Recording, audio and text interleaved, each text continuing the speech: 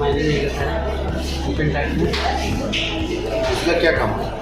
ये सर ये shovel sir इसका काम है कि सर लोडिंग करता है कोल का जितना स्टॉक डंपर पे कोल को लोड करता है और ये स्टॉक में रखते हैं। ये हो गया रेल के थ्रू यहाँ से मशीन के द्वारा लोडिंग होता है एक साइड में ये डीलिंग और प्लास्टिक पैटर्न से कोल को हम लोग निकाल के और फिर कोल स्टॉक इधर रखते हैं। ओवर बर्डन जो वेस्ट मटेरियल होता है उसको साइड में रख देते हैं एक तरफ, और ट्रेन के साइड से हम लोग फिर जितना भी वेरिएबल कोल है उसको भी उधर रखते हैं और उसको ट्रेन का लोडिंग कहाँ पे? आपने बनाया नहीं से होगा। यहाँ से लोडिंग, यहाँ पर आकर के लोडिंग होता है ट्रक के थ्रू। ट्रक के थ्रू लोडिंग नहीं होता है, ये डायरेक्टली इसके थ्रू होता है। जेसीबी से डंपर में पहले जाता है तो बड़ा मशीन को सोवेल बोलते हैं। तो शोवेल से डंपर में पहले होता है, फिर डंपर से ट्रांसफर होता है, डंपर से ट्रेन में डंपर होता से है। ट्रेन में और फिर ये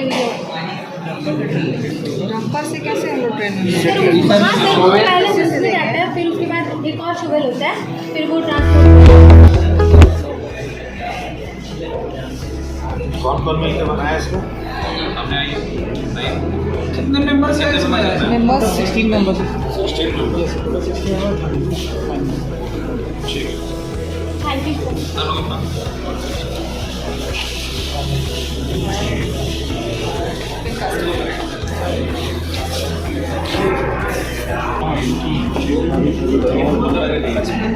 ये रिजर्वायर है, रिजर्वायर सर पंप के द्वारा पानी को पंप किया जाता है सर बॉयलर पे। अमन थोड़ा इधर आ जाओ। बॉयलर ये बॉयलर है, इसमें कि फर्नेस बटन कौन सा बॉयलर है?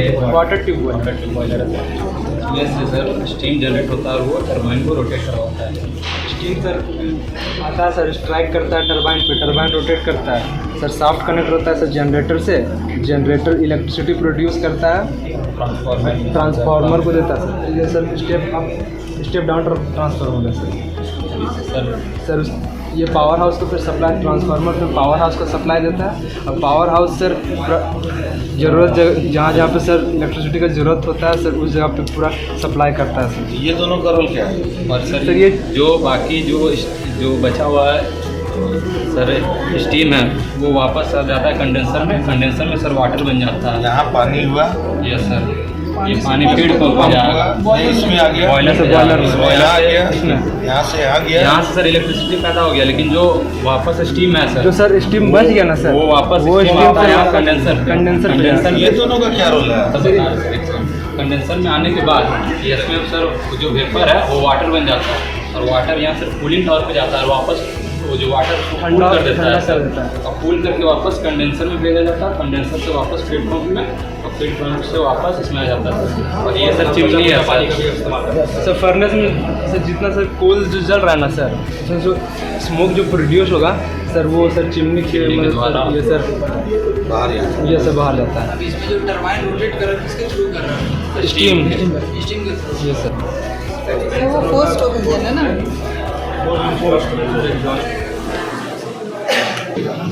थर्ड स्टेप पे जाके वो पावर जनरेट होगा, एक्सपेंशन होगा, लास्ट में जो एग्जॉस्ट गैस चलता तो सब साथ में गया। वर्किंग ऑन करो, स्विच ऑन करो।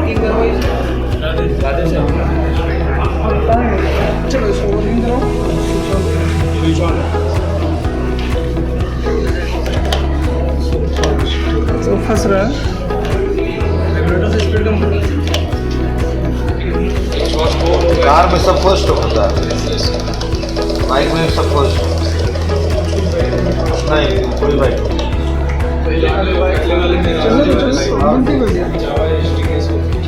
पहले हमारी समय भी आता था स्कूटर वगैरह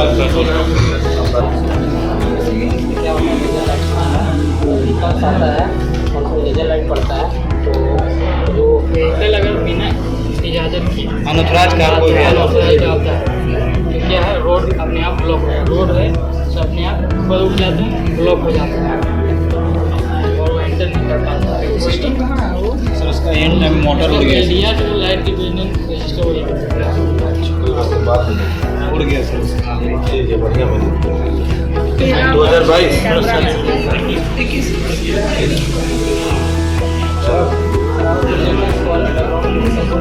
टाइप्स ऑफ सपोर्ट अंडरग्राउंड में किस तरह का सपोर्ट लगाते हैं, जैसे ये चौक सपोर्ट हुआ, ये वर्टिकल सपोर्ट हुआ, या फिर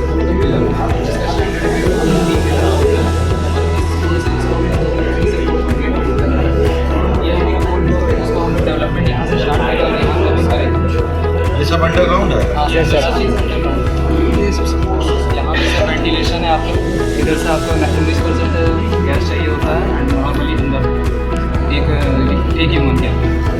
और सर यहाँ सपोर्ट ये पूरा ऊपर अर्थ हो गया ये रूफ सपोर्ट किया है पिलर जैसा कोयला निकालते रहने के बाद रूफ धरते ना उसके ये सपोर्ट लगाते हैं लोग ताकि आराम से शिफ्ट पोल्स निकालने के बाद गैपिंग्स हो जाते हैं ना अंदर में, तो वो सपोर्ट से ये किया रूफ नीचे नहीं हो जाए सर, और ज़्यादा माइनिंग यहाँ हो रहा है। ये पूरा पोल ब्लॉक पूरा पोली ब्लॉक था निकल निकल के साइड साइड से ये अच्छा ये आगे बढ़ते गए आगे बढ़ते जा रहा है। तो ये सपोर्ट हम लोग इसलिए देंगे कि जैसे जैसे रूफ घुसते जाएगा वैसे वैसे लकड़ी अगर टूटती जाएगा तो हम लोग को आवाज़ आती है, तो उस चीज़ से हम लोग समझ जाएंगे इंडिकेट करेंगे तो वहाँ पे हम लोग और सपोर्ट लगाएंगे। और सर मेन सपोर्ट इसको हम लोग चाहिए एक टिपर सपोर्ट, एक चौक सपोर्ट, इसका ये स्टैंडर्ड फिट होता है 1.2 मीटर का, जैसे हम लोग क्रिस क्रॉस मैंने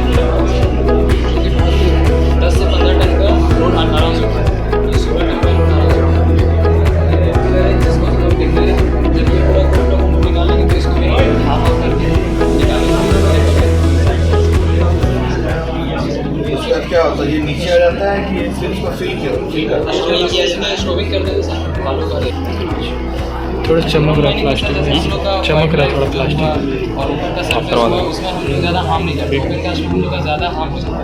तो लार्ज वैकेंट ऑफ एरिया हम लोग लिए जाते हैं, उसके लिए हम लोग मिट्टी ओवर बटन यहाँ साइड करवाते हैं, फिर निकलवाते हैं, उससे बढ़िया हम लोग यहाँ ओवर बटन नहीं होता। नहीं यहाँ पे ज़्यादा साफ बनाकर अंदर चल जाते हैं।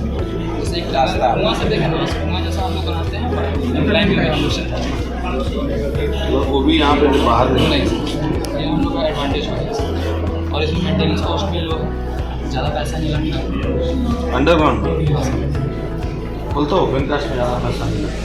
ओपन कास्ट में ज़्यादा पैसा लगता है क्योंकि सर उसमें हैवी मशीनरी हम लोग उसमें हम लोग को ओवर बटन उठाने के लिए अलग से मशीन चाहिए और इसमें हम लोग ओवर बटन निकालने के लिए मशीन नहीं चाहिए। ज़्यादा स्किल्ड आदमी किसमें चाहिए, इसमें कि ओपन अंडरग्राउंड गैस टेस्टिंग वाला सर्विस में? अंडरग्राउंड में हम लोग को सर माइनिंग सरदार का ज़रूरत है, ओवरमैन का ज़रूरत है, मैनेजर का ज़रूरत है। माइनिंग सरदार क्या करता है सर कि जैसे जैसे हम लोग ब्लास्ट करते जा रहे हैं वैसे वैसे वो सबसे पहले वो घुसता है, उसके बाद पूरा फेस देखता है कि कहीं से टूटा या नहीं है। अगर जहाँ से टूटा होता है तो वर्कर को अलाउ नहीं किया जाता अंदर जाने के लिए जब तक उसमें हम लोग सपोर्ट नहीं लगाते। मैनेजर का काम ये होता है सर पूरा माइंस का जो पैनल होता है वो देखता है और ओवरमैन का काम क्या होता है सर वो दोनों का काम संभालता है। ये गैस के लिए भी टेस्ट करता है मीटर से कि कितना गैस है कितना चाहिए। वेंटिलेशन का ऊपर से देखा जाता है हम लोग को जो कितना है वहाँ पे हम लोग वर्कशॉप बनाते हैं वहाँ से वेरी गुड। कितना रहेगा इसका? ये सकता है 5.4 कितना मिनिमम पे इंडिकेट करेगा ये मिनिमम इंडिकेट करेगा सर आपका 4.2 पे और तो पेमेंट होगा सर इसका। तो बताओ ये अलग प्रोजेक्ट है, ये अलग ये अलग बोल वो है इधर आइए। विंड पावर और प्लस इसमें हमने किया है कि बहुत सारे साइड में देख सकते हैं वहाँ लाइट हमेशा होनी है, इसलिए हमने सेंसर लगाया कि यहाँ अंधेरे पड़ने के बाद ऑटोमेटिक ये चल जाता है। जब मतलब कि अंधेरा होगा ऑटोमेटिक ये चल जाएगा, सुबह होगा तो ऑटोमेटिक ये बंद हो जाएगा। उसके लिए कोई भी बात नहीं चाहिए वो कौन करना है। और हम लोग पहले से भी हाथ धो लगा के रखेंगे अपने से गाँव में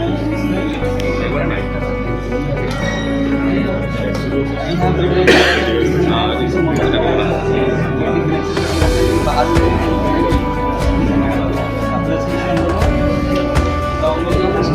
सप्लाई कर सकते हैं, इसलिए अंधेरा होने के बाद इसको पूरा सोलर और विंड में क्या फर्क है? सोलर से हम वो प्लेट लगा दिए आसानी से बिजली पैदा हो सकता है, इतना करने का क्या फर्क क्या है? What is the difference between solar and मालूम है, परंतु बता रहा है प्रोसेस, डिफरेंस क्या है? सर तो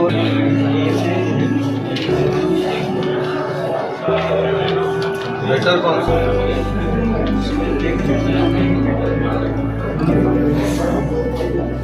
बेटर दोनों है, लेकिन depend upon the climatic condition. Cherrapunji में जाएगा जहाँ बारिश होता है, वहाँ चलेगा विंड पावर है, जहाँ पे सूरज ज़्यादा उगता है। सूरज का होता है सोलर टाइम एक होता है, सूरज उग गया तो वो सोलर पावर उस समय से नहीं देता है। सोलर टाइम 6 आवर होता है, सोलर डेज 300 डेज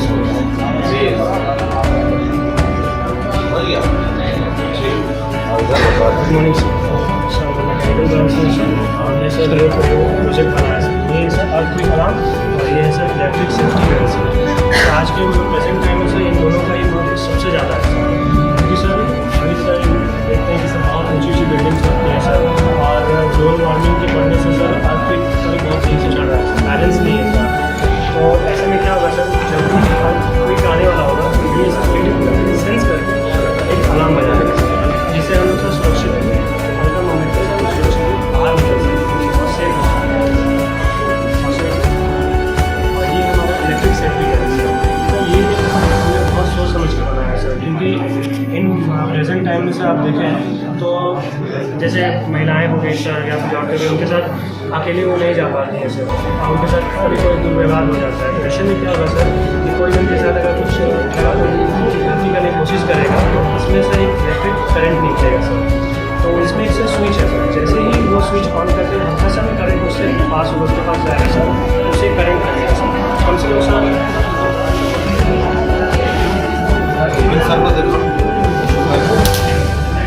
इस तरह करंट करेगा सर। इससे क्या होगा सर, एक 15 से 20 वोल्ट का सर करंट पास होगा, जिससे बैटरी कितना का लगा है? हाँ क्या बोला, 15 से 20 वोल्ट का सर इसमें करंट सब जनरेट वोल्टेज पास हो जाएगा। तो इससे क्या सर, जैसे ही उनको लगेगा, इसको लगेगा, ऐसे में वो गिर जाएगा सर। ऐसे में क्या होगा, हम लोग सेफली वहाँ से भाग सकते हैं या जा सकते हैं। इसका 28 वोल्ट से ज़्यादा होना भी नहीं। ये सर इसलिए सर हमने सर और सर इसका यूज़ करके मैं दिखा देते हैं।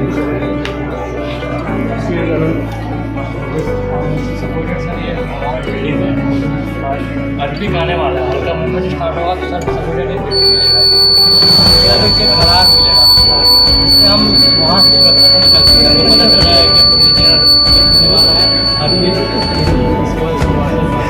प्रेजेंट टाइम में दोनों का यूज सबसे बड़ा इस शॉप प्रूफ है सर, इसमें आप यहाँ भी टच करेंगे तो इसमें शॉप नहीं लगेगा। फिंगरप्रिंट से रजिस्टर है, इसके अलावा फिंगरप्रिंट नॉट काउंट, ये बजा तब तक बजेगा तक सही फिंगरप्रिंट ना लगे। जैसे हम सही फिंगरप्रिंट सब कुछ करेंगे आफ्टर 3 सेकेंड ये वापस चला।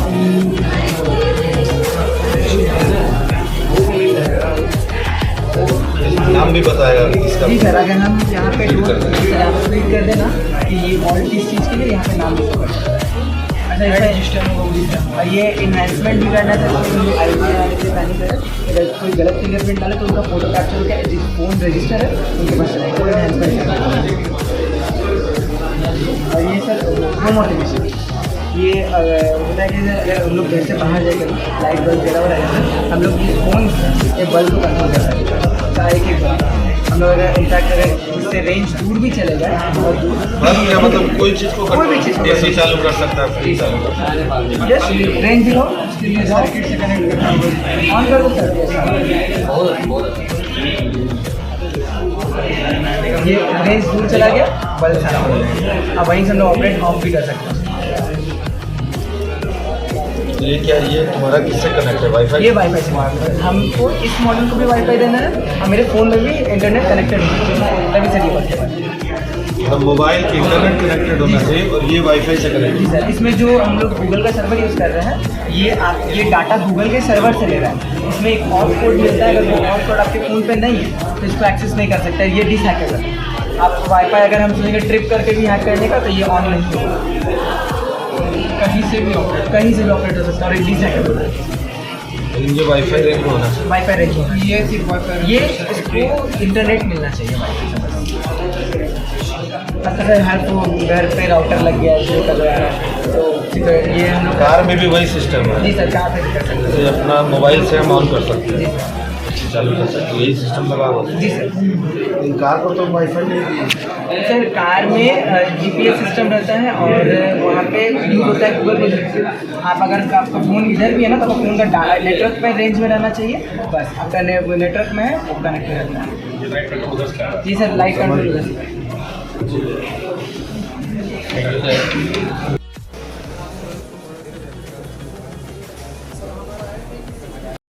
तो हम लोग अभियंता दिवस मनाते हैं और यह अभियंता दिवस भारत के पहले इंजीनियर मोक्षगुंडम विश्वेश्वरैया जी के जन्म दिवस के रूप में उपलक्ष्य में हम लोग मनाते हैं।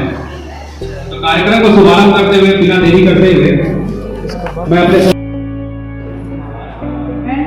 I would like to congratulate and wish every single person sitting here Engineers Day because every single person who is sitting or standing over there is either an engineer or going to be an engineer one day very successfully.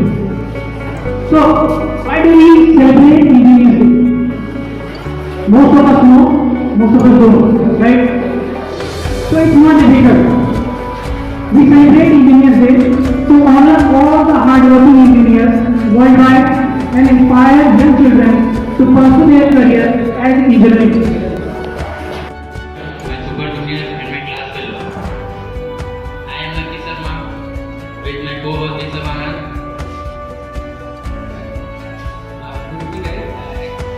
पहले हम our branch is electrical. तो हम जानेंगे पहले electrical के बारे में कि इलेक्ट्रिकल क्यों जरूरी है और डिफेंस ब्रांच में करता है, ठीक है। तो इलेक्ट्रिकल ब्रांच जैसे आपको नाम से पता चल रहा होगा कि इसमें बेसिकली इलेक्ट्रिसिटी के बारे में हम लोग जानते हैं। तो हम लोग जानते हैं कि अगर इलेक्ट्रिसिटी अगर थोड़े समय के लिए भी लॉस हो जाए तो हमारा कम्युनिकेशन बैठ जाएगा। इंटरनेट से अभी हम लोग सारे कनेक्टेड है, हमारा अभी सारा सिस्टम जो है मैक्सिमम सिस्टम इंटरनेट से कनेक्टेड है और विदाउट इलेक्ट्रिसिटी सब कुछ बंद हो जाएगा।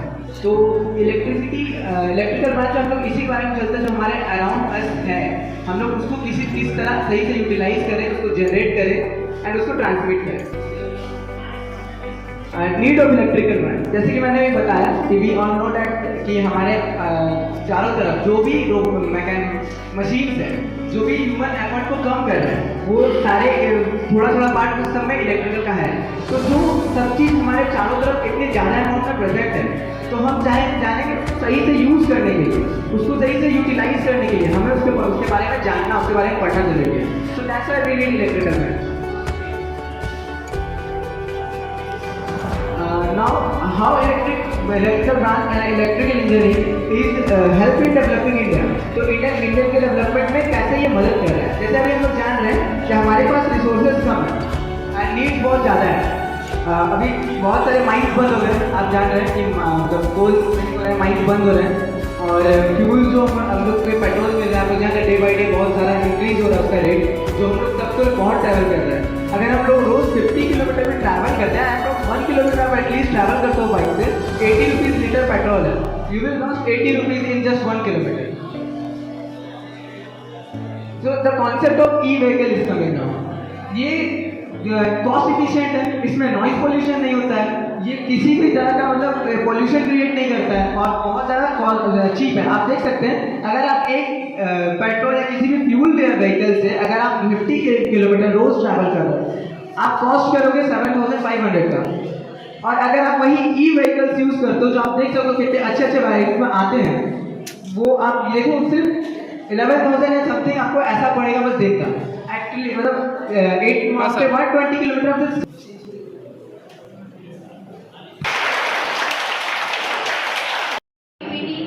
on lifting and shifting of buildings. After hearing the name of lifting and shifting of buildings, you could have question in your mind that what is lifting and shifting of buildings?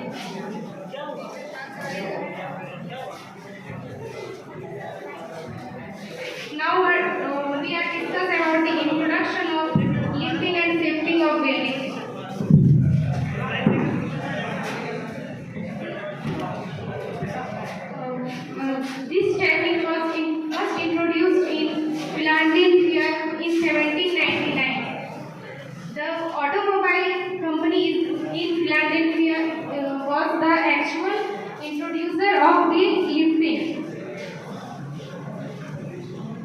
Future technology, अगर देखा जाए तो future में बहुत सारी technologies आने वाली हैं, जैसे कि ऑटो कैड वगैरह बहुत सारी टेक्नोलॉजी आ चुकी हैं और आज आने वाली है। इसमें मतलब इंडस्ट्री 4.0 रेवोल्यूशन, जहाँ पे हम लोग रोबोट से काम करवाएंगे, ना कि वहाँ वर्कर होंगे, वहाँ सारा सिस्टम रोबोट पे होगा।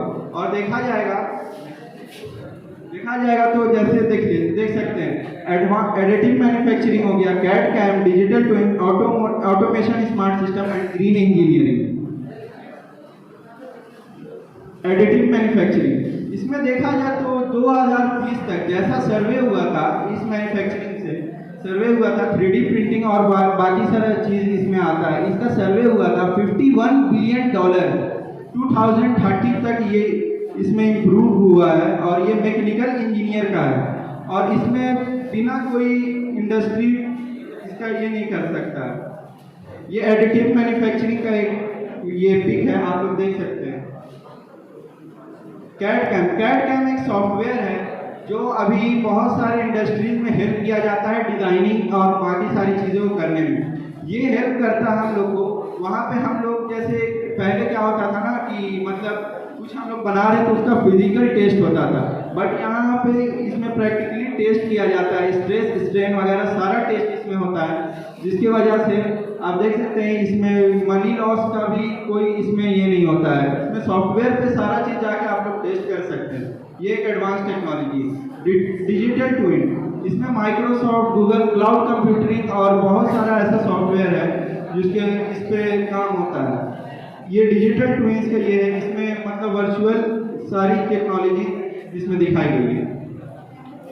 ऑटोमेशन एंड स्मार्ट सिस्टम, ये सारा चीज़ ऑटोमेशन और स्मार्ट सिस्टम है जो कि component design by mechanical engineer having print graph material robotics mechatronic, सारे रोबोटिक्स और मेकाट्रॉनिक्स पे इसका यूज होता है। इंजीनियरिंग तो सभी ने किया होगा, इनके साथ में इंजीनियरिंग की पढ़ाई इन्होंने भी की, इनके साथ और भी लोग होंगे, लेकिन सिर्फ इनका ही क्यों? तो एक छोटा सा स्टोरी हम बताना चाहेंगे आप लोगों को। मेरी हम शायद पहले क्लास में या किसी बच्चे को बताए हैं, ठीक है, वो सिविल के बच्चे होंगे, बट आज सबके साथ में हम ये चीज़ शेयर करेंगे कि क्यों उनको इतना इम्पोर्टेंस दिया गया और उन्हीं के बर्थडे के दिन हम लोग ये इंजीनियर्स डे क्यों मनाते हैं। तो ये जो डॉक्टर साहब जो थे, जिस समय अंग्रेजी शासन चल रही थी उस टाइम पे ट्रेन पे सफ़र कर रहे थे, तब भी ये इंजीनियर थे, है ना, और विख्यात इंजीनियर थे, यानी कि अच्छा इनका अचीवमेंट था, अच्छे वर्क किए थे, इसलिए इनका नाम बहुत सुना गया था, जाना गया था। बट जिस दिन के लिए और जिस दिन से इनका हम लोग बर्थडे सेलिब्रेट करते हैं या फिर इंजीनियर्स डे मनाते हैं, वो किस रीज़न से मना, वो हम बताना चाहेंगे। एक दिन था जब ये ट्रेन में सफ़र कर रहे थे और वो ट्रेन में जिस बोगी में सफ़र कर रहे थे बहुत सारे अंग्रेज थे, बहुत सारे लोग थे, ठीक है, उनके साथ ये सफ़र कर रहे थे। सडनली सफ़र करते करते वो क्या करते हैं, जो चेन हम लोग जानते हैं ना, ट्रेन में अंदर चेन होता है, उसको हम लोग खींचते हैं तो क्या होता है, ट्रेन रुक जाता है। कब खींचते हैं? इमरजेंसी के टाइम पे, है ना, कुछ ऐसा इमरजेंसी होता है, ट्रेन रोकना है, सडनली रोकना है, तब हम लोग वो चेन पुल करते हैं। तो वो चलते चलते उन्होंने सडन उठा और चेन पुल कर दी। तो जो भी उस बॉगी में थे वो सारे उसको गालियाँ देने लगे उनको कि आपने चेन पुल क्यों किया, आप वो समझ में नहीं आ रहा है। और उनका हमारे हिसाब से देखा जाए तो साउथ इंडियन जो भी होते हैं, आप लोगों को पता है कि ज़्यादा फेयर नहीं होते हैं ना, कलर जो होता है कॉम्प्लेक्शन वो बहुत डार्क होता है, तो लोग उनको कलर कॉम्प्लेक्शन से देख रहे हैं और उनका पहनावे से देख रहे हैं, तो सोचे कि कोई बुरा इंसान है या फिर कोई ऐसा इंसान है जो सडन चेन खींच दिया, मजाक कर रहा है या बदमाशी कर रहा है। तो जैसे उन्होंने चेन खींचा तो गार्ड उनके पास आ गए, उन्होंने पूछा क्यों आपने चेन खींचा, तो वो बोले आगे पटरी टूटी हुई है। वो ट्रेन में बैठे बैठे बोले कि आगे पटरी टूटी हुई है, इसलिए मैंने ये चेन खींच करके ट्रेन रोक दी। और जब गार्ड टीम उनके साथ में आगे जब ट्रेन से उतर करके देखते हैं आगे कुछ दूर चल करके, तो रियली में पटरी टूटी हुई थी। तो उनसे पूछा गया कि आपको कैसे पता चला ट्रेन में बैठे बैठे कि भाई पटरी टूटी हुई है। तो उन्होंने कहा कि चलती ट्रेन का जो स्पीड और जो ट्रेन चलती है तो जो ट्रैक में जो आवाज़ें आती हैं बस उस आवाज़ और इस स्पीड के कारण मुझे पता चल गया कि ट्रेन की पटरी आगे टूटी हुई है। फिर उनसे पूछा गया कि आप हैं कौन, तब उन्होंने बताया अपना इंट्रोडक्शन, जबकि वो ऑलरेडी पहले से जाने माने इंजीनियर माने जाते थे। उनको लोग बहुत मतलब विख्यात थे तो लोग जानते थे। लेकिन ये जो इंसिडेंट हुआ उस टाइम के बाद से लोग इनके जन्म दिवस के नाम पे क्या मनाते हैं, इंजीनियर डे मनाते हैं। और ये सिविल इंजीनियर थे। अभी जितना भी इंट्रोडक्शन स्पीच मिला होगा आप लोगों को पता चल गया होगा, ठीक है। तो यही एक छोटा सा स्टोरी था और ये बहुत अच्छा स्टोरी था, क्योंकि एक इंजीनियर जो होता है उनका माइंड हमेशा रन करता है, ठीक है, हमेशा। और हम लोग हर एक चीज़ को, जो भी कंस्ट्रक्शन करते हैं या फिर जो भी मैन्युफैक्चर करते हैं, हर एक चीज़ को बहुत गौर से, बहुत तरीके से देखते हैं, पहचानते हैं, जानते हैं। तो आप में वो क्वालिटी है। आप सब जब यहाँ पे आए हुए हो, ये चीज़ सीख रहे हो, तो आप में वो क्वालिटी है किसी भी स्ट्रक्चर को, किसी भी चीज़ को मॉडिफाई करने का, उसको और अच्छे तरीके से बनाने का, डेवलपमेंट लाने का। और ये हमारा ही काम है, डेवलपमेंट, मॉडिफिकेशन, है ना, इंजीनियर का ही काम है। देन चलिए ठीक है, इतना ही बोलते हैं। सभी को फिर से इंजीनियर्स डे की बहुत बहुत शुभकामनाएं।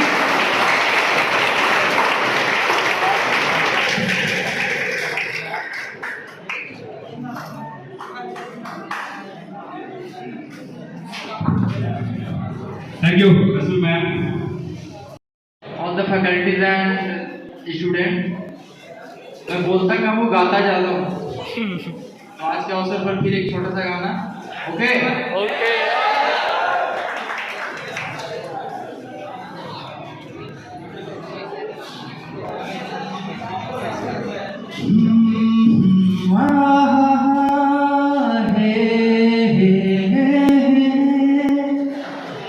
आने वाला पल जाने वाला है, आने वाला पल जाने वाला है। हो सके तो इसमें जिंदगी बिता दो, पल को ये जाने वाला है।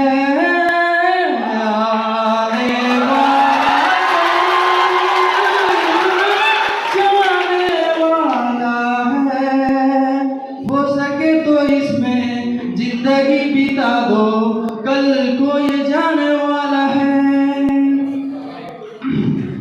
एक बार यूं खुली मासूम सी कली, एक बार यूं खिली मासूम सी कली, खिलते हुए कहाँ खुशबाश में चली। देखा तो यही है, ढूंढा तो यही है, पल जो ये जाने वाला है।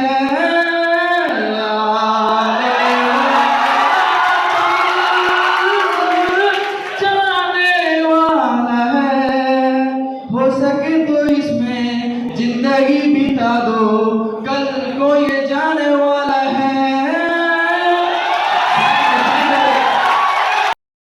आप लोगों ने जो भी प्रोजेक्ट आज बनाया वो काफ़ी अच्छा था।